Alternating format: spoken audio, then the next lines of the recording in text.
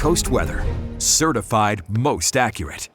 You're taking a live look from our FDOT camera where you can see some of the rain coming down right now in Cape Coral. And we're starting to hear the thunder right above our studios too.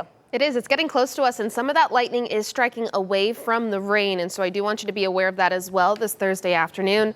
We are approaching a holiday weekend. Some of you might even be starting it a little bit early, and that's something that you really need to be careful of when it comes to thunderstorm activity across the Gulf Coast.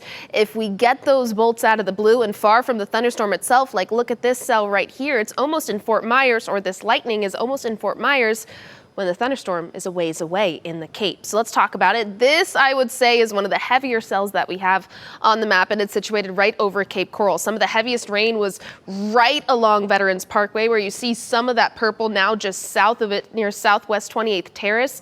We have that rain stretching from Veterans Parkway all the way down to Southeast El Dorado Parkway, right along Pelican Boulevard, where we have some of the heavier pockets of rain.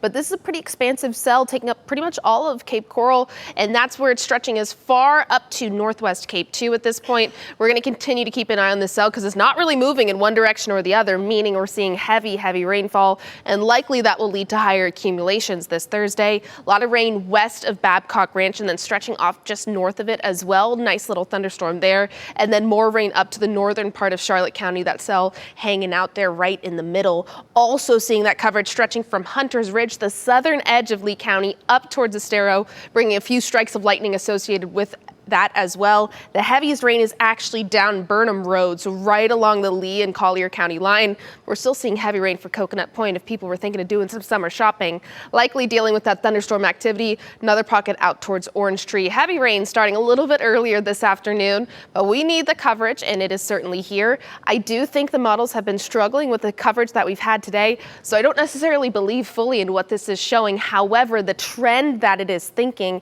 is that we will continue to keep some rain around here over the next couple of hours, showing that coverage increasing by about 5:30. This is by about 6 o'clock. And then look, we get to 6:30, we still have that rain on the map. So expect to continue to see some rain move across the Gulf Coast, even as we head towards sunset. But I do think we get a little bit of a break later on tonight, but more rain is possible in the morning. So on your 7-day forecast, we have those daily rain chances. They're not going anywhere, but something switches for us as we move into tomorrow and this weekend, get a little bit onshore flow, meaning we could see some rain start earlier on Friday, even earlier on Saturday and Sunday, which means for your 4th of July, you might have to compete with some coastal coverage for the rain, and then afternoon showers and thunderstorms possible each and every day on this 7-day forecast as well. We finally dropped those rain chances a little bit towards the end of the forecast period, Tuesday, Wednesday, and Thursday. If you take a look at your 4th of July forecast, like I was saying, be aware of the possibility of seeing some coastal coverage earlier on.